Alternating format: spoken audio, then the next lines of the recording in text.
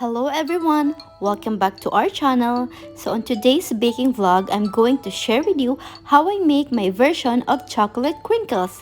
So let's hop into my kitchen and come and join me on making my favorite crinkle cookies. So keep on watching!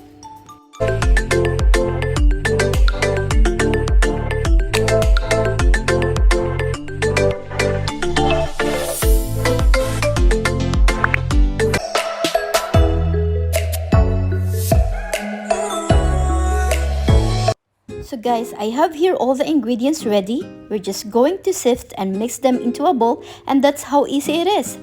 So let me start by pouring in half a cup of oil into our bowl, 2 teaspoons of vanilla,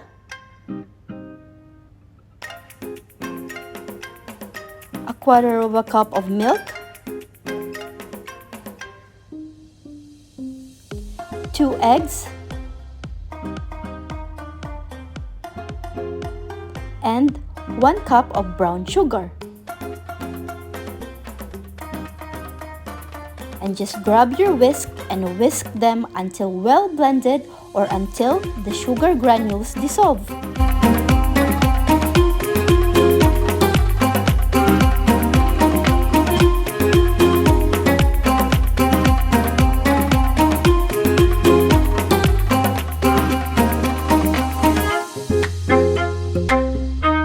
After that, place a strainer into our mixing bowl and sift all the dry ingredients. I have here half a teaspoon of salt, 2 teaspoons of baking powder, 1 teaspoon of baking soda, 3/4 cup of cocoa powder, and half a teaspoon of instant coffee. Just sift them until no lumps.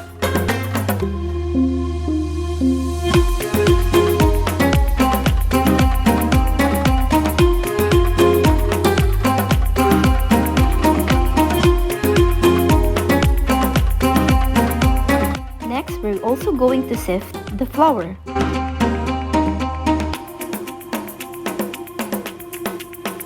Make sure to sift all the dry ingredients properly so that we're going to avoid any powder lumps into our mixture.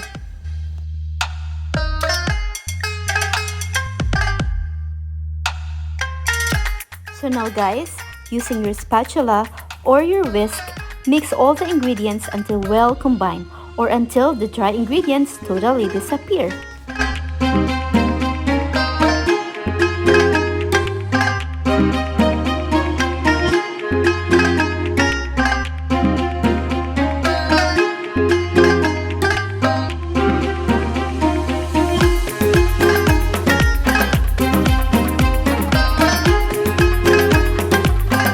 So guys, here's the consistency of the dough I need. And just cover it with a plastic wrap and let this mixture sit into the fridge for 1 hour. So guys, while waiting on that, I'm just going to go out and do my morning walk, and of course, mask on and earphone on and shoes on too. So come with me and I'll tour you around.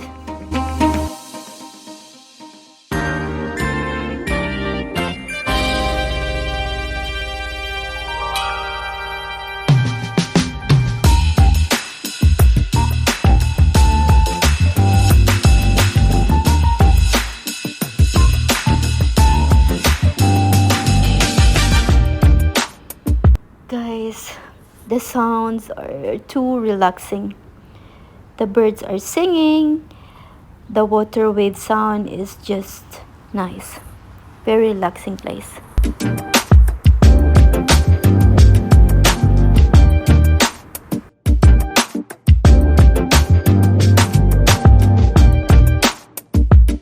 So guys, we're back in the kitchen, an hour in the fridge.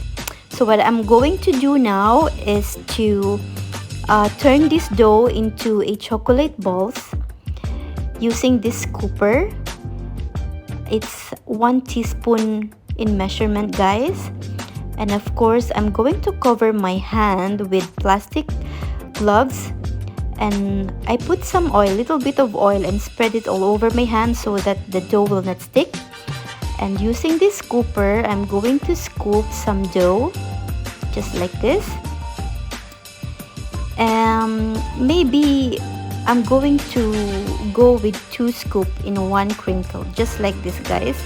And just form it into ball using our hand, just like this, guys. So 2 scoops for each chocolate crinkles.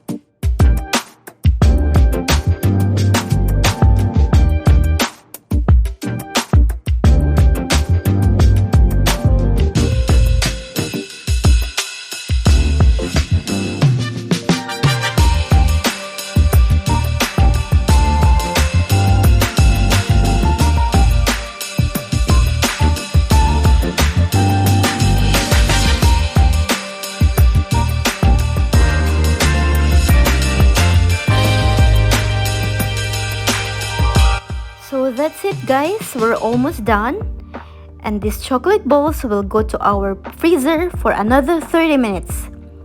And of course, while waiting on that, we're going to clean our mess. So guys, 30 minutes is over. So what I have here, a bowl with powdered sugar, my baking tray with an aluminum foil, and I just brush it with oil. And of course, I have here the cookie dough. What I'm just basically doing right now, I'm just going to coat or to cover all the chocolate balls with powdered sugar, just like what I'm doing right now, guys. The reason why I put them back to the freezer, because I want the chocolate dough a little bit hard when I start coating them with powdered sugar.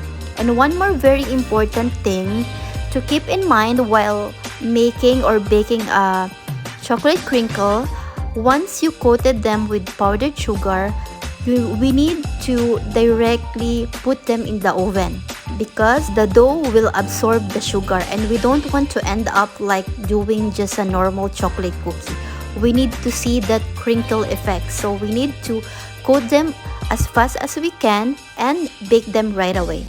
Guys, before doing this coating process, make sure you preheated the oven to 180 degrees Celsius. Give the oven at least 10 minutes to preheat so that it will reach the desired temperature. Flatten each dough using your thumb just a little bit, guys. So this will go to our preheated oven for only 12 minutes, guys. Not more than that. Only 12 minutes. So here's my chocolate crinkles, freshly baked for 12 minutes. So guys, if you notice, the cookie dough absorbed the powdered sugar, but you don't need to worry about it, because once the cookie cooled down, we're going to coat them again with powdered sugar. And guys, once it's baked, don't remove them to the tray right away. Let them sit for at least 15 minutes to cool down, and it will be ready to enjoy.